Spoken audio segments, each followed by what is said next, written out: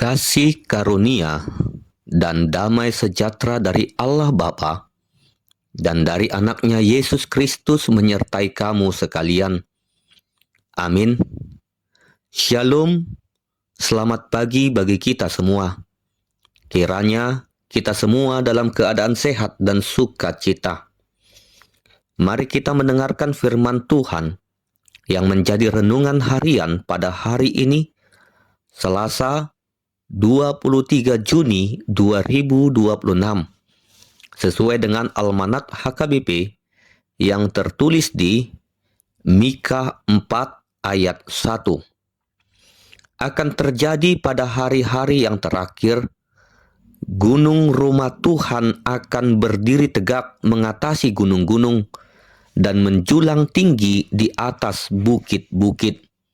Bangsa-bangsa akan berduyun-duyun ke sana. Demikianlah pembacaan firman Tuhan. Saudara-saudari terkasih, Nabi Mika menyampaikan nubuat yang akan terjadi bagi umat Israel. Di tengah keadaan bangsa Israel yang saat itu penuh penyimpangan, ketidakadilan, dan dosa, Mika menyampaikan nubuat hukuman yang akan terjadi. Tetapi tidak hanya tentang hukuman saja. Tuhan melalui Nabi Mika juga menyampaikan sebuah nubuatan pemulihan.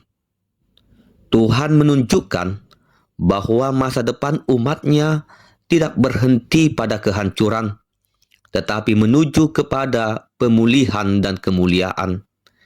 Inilah yang disampaikan di dalam renungan hari ini. Mika berkata, akan terjadi pada hari-hari yang terakhir.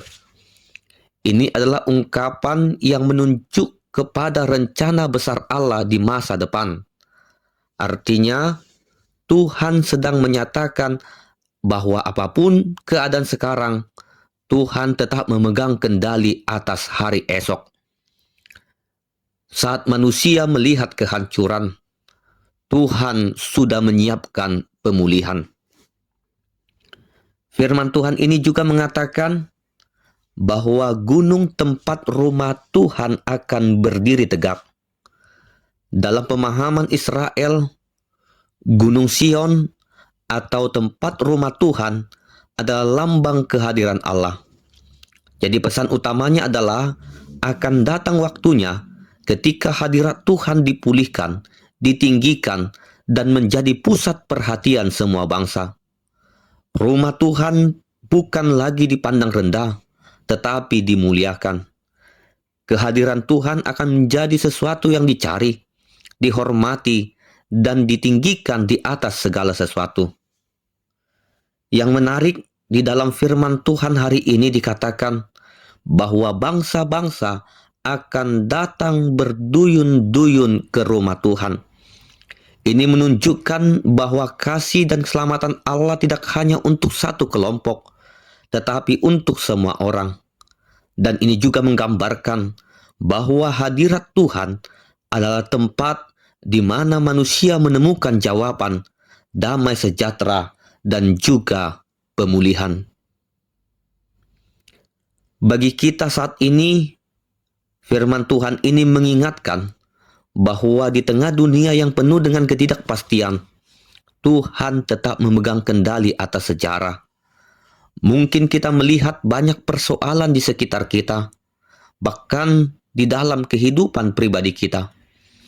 Namun, firman Tuhan mengajarkan bahwa masa depan ada di tangannya. Kerajaannya akan tetap berdiri dan rencananya akan digenapi. Karena itu, jangan jadikan dunia ini sebagai pusat pengharapan kita.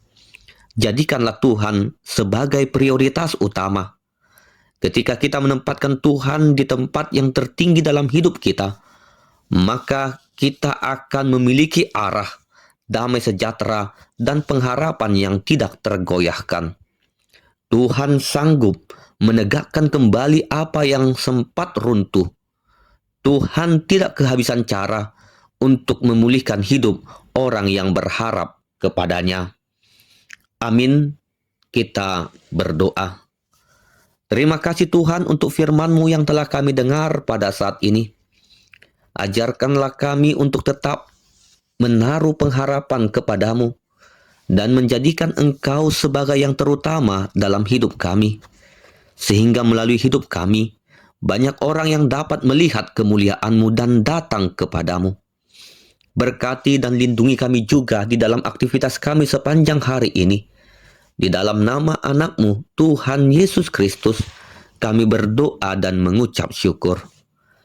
Anugerah Tuhan Yesus Kristus, kasih setia dari Allah Bapa, dan persekutuan dari Roh Kudus kiranya menyertai kamu sekalian. Amin.